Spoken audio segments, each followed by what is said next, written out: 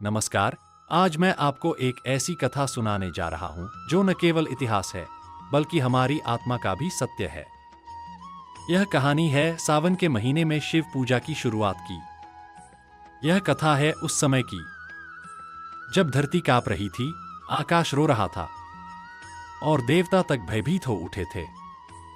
कल्पना कीजिए समुद्र मंथन का वह भयानक दिन जब देवता और असुर मिलकर क्षीर सागर को मथ रहे थे। मंदराचल पर्वत बना मथानी, वासुकी नाग बना रस्सी, परंतु जो निकला वह था हलाहल, वह था कालकूट, ऐसा विष जो संपूर्ण सृष्टि को नष्ट कर सकता था। नमस्कार प्यारे दर्शकों, एक बार फिर आपका स्वागत है हमारे चैनल शांति कुंज में, जहां हर कथा में छुपा है ज्ञान, प्रेम और भक्ति का संदेश। आज हम आपके समक्ष प्रस्तुत कर रहे हैं एक नई ज्ञानवर्धक और प्रेरणादायक कथा। हर हर महादेव लिखकर अपना समर्थन अवश्य दें। तो आइए बिना किसी विलंब के आरंभ करते हैं आज की यह पावन कथा। समुद्र मंथन का भयावह दृश्य। हलाहल निकलते ही त्रिलोक कांप उठा। वह विष इतना प्रचंड था कि उसकी एक बूंद ही ब्रह्मांड को राख बना सकती थी। देवता घबरा गए, असुर भाग खड़े हुए, इंद्र की आंखों में आंसू आ गए। ब्रह्मा जी कांपती वाणी में बोले, हे प्रभु, यह विष तो सृष्टि का अंत कर देगा, क्या करें हम? विष्णु जी भी चिंतित थे। इसे कोई नहीं पी सकता, यह तो मृत्यु का साक्षात रूप है। तभी एक गंभीर, शांत और दृढ़ स्वर गूंजा, मैं पीऊंगा। सबकी निगाहें एक ही दिशा में मुड़ी। जहां खड़े थे महादेव, भोलेनाथ। शिव जी का निर्णय सुनकर माता पार्वती कांप उठीं। हे प्राणनाथ, यह विष आपको मार देगा, मैं आपको ऐसा करने नहीं दूंगी। शिव जी ने उन्हें प्रेम पूर्वक समझाया, हे भवानी, यदि मैं न पीऊं तो सृष्टि नष्ट हो जाएगी और तुम्हारा प्रेम मुझे मरने नहीं देगा। पार्वती जी का दिल टूटा, पर उन्होंने शिव जी का महान उद्देश्य समझा। यदि आप आग्रह करते हैं तो मैं आपके गले को दबा दूंगी ताकि विष पेट में न जाए। फिर वह क्षण आया जब पूरा ब्रह्मांड सांस रोक कर देख रहा था। शिव जी ने हलाहल को हाथों में लिया। विष इतना भयानक था कि हवा में ही धुआं उठने लगा। शिव जी ने विष को मुंह में डाला और तभी पार्वती जी ने उनके गले को थाम लिया। विष गले में ही अटक गया। शिव जी का गला नीला हो गया। तभी से वे कहलाए नीलकंठ। विष के प्रभाव से शिव जी का शरीर जलने लगा। पूरे शरीर से धुआं निकल रहा था। पार्वती जी व्याकुल हो गईं। तभी आकाश से घनघोर वर्षा शुरू हुई। यह वही सावन का महीना था। प्रकृति स्वयं महादेव की सेवा में लग गई। देवताओं ने शिव जी का अभिषेक किया। गंगाजल, दूध, दही, घी, शहद सब चढ़ाया गया। बेलपत्र, धतूरा अर्पित किया गया। ब्रह्मा जी बोले, हे महादेव, आज से हर सावन में आपकी पूजा होगी, आपके महान बलिदान की स्मृति में। वह दिन सोमवार था। चंद्रमा शिव जी के मस्तक पर विराजमान थे। उन्होंने कहा, हे प्रभु, मैं आपकी शीतलता के लिए सदा साथ रहूंगा और हर सावन में भक्त मुझे देखकर आपकी पूजा करेंगे। गंगा जी बोलीं, मैं आपकी जटाओं में बहती रहूंगी और हर सावन में आपको शीतलता दूंगी। माता पार्वती ने सबसे पहला, सबसे कठिन व्रत रखा, निर्जला व्रत। सावन भर अन्न जल त्याग कर वे शिव जी की सेवा में लीन रहीं। ब्रह्मा जी बोले, हे देवी, आज से स्त्रियां सावन में आपके समान व्रत रखेंगी, अपने पतियों की लंबी आयु के लिए। धतूरा, भांग और रुद्राक्ष की परंपरा। शिव जी ने विष के प्रभाव को शांत करने के लिए भांग का सेवन किया।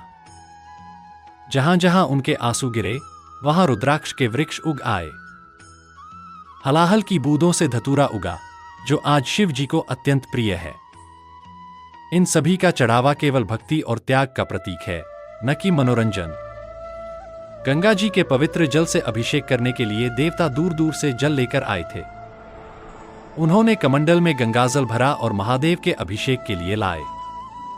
यह पहली कांवड़ यात्रा थी।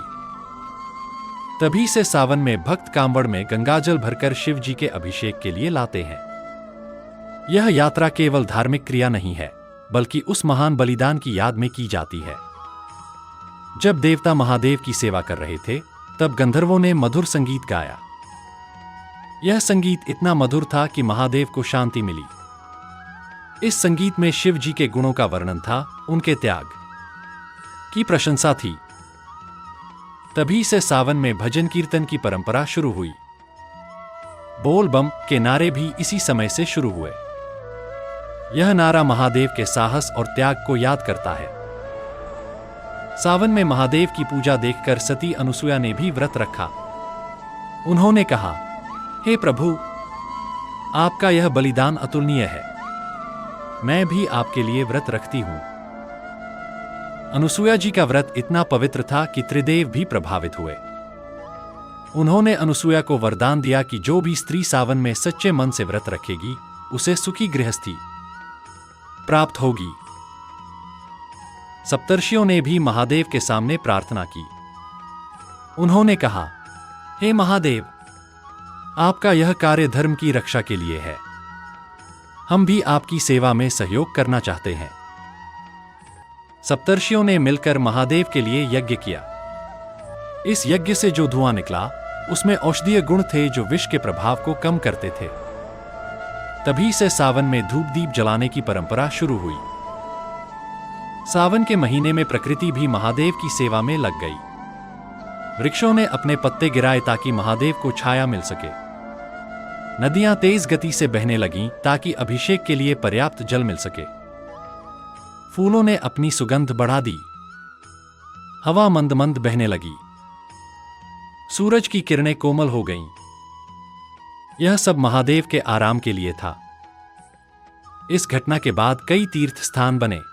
जहां जहां महादेव के विष की बूंदें गिरी थीं, वहां वहां शिव मंदिर बनाए गए। सावन में इन तीर्थों की विशेष महिमा होती है। काशी विश्वनाथ, सोमनाथ, मल्लिकार्जुन, महाकालेश्वर, ये सभी तीर्थ इसी घटना से जुड़े हैं। सावन में इन तीर्थों की यात्रा करना विशेष फलदायक माना जाता है। देवताओं ने महादेव की पूजा के लिए षोडशोपचार यानी 16 प्रकार की पूजा विधि का प्रयोग किया।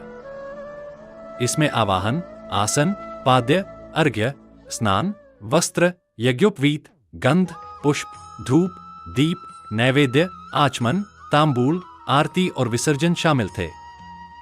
यह पूजा विधि आज भी सावन में की जाती है।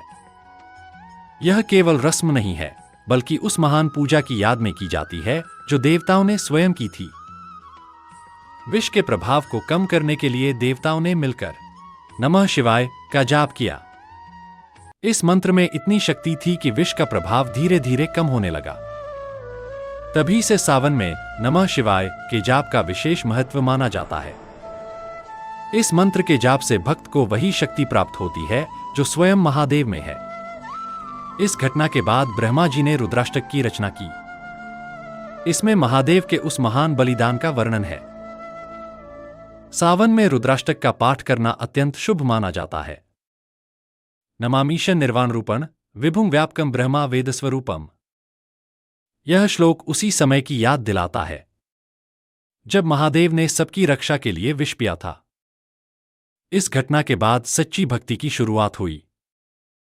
भक्ति का मतलब केवल पूजा पाठ नहीं है, बल्कि वह त्याग और सेवा भावना है जो महादेव ने दिखाई थी।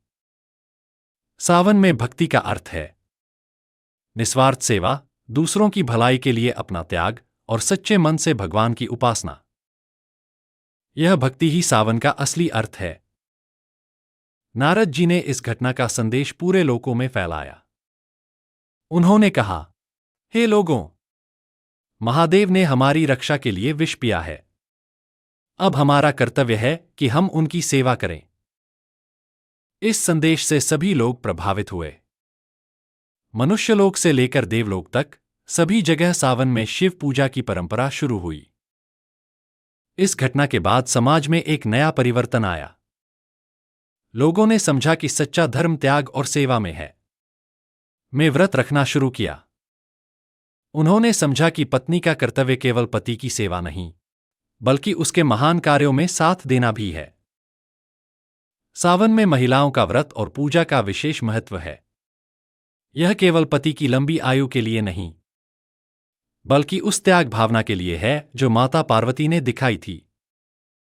यह कहानी युवाओं के लिए भी बहुत महत्वपूर्ण है। महादेव ने अपनी युवावस्था में इतना बड़ा बलिदान दिया था। इससे यह संदेश मिलता है कि युवाओं को भी समाज की भलाई के लिए आगे आना चाहिए। सावन में युवा कांवड़ यात्रा करके इस संदेश को आगे बढ़ाते हैं। यह यात्रा केवल धार्मिक क्रिया नहीं है, बल्कि सेवा भावना का प्रदर्शन है। मेरे प्रिय श्रोताओं, अब जब यह कहानी समाप्त होने जा रही है, तो मैं आपसे एक बात कहना चाहता हूं। सावन में शिव पूजा करना केवल एक परंपरा नहीं है।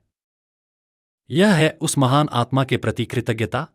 यह है उस करुणामय हृदय के प्रति श्रद्धा, जिसने हमारी रक्षा के लिए मृत्यु को गले लगाया था। जब आप सावन में शिव जी पर जल चढ़ाते हैं, तो याद रखिए, यह जल उनके उस जलते हुए गले को शांति देने के लिए है।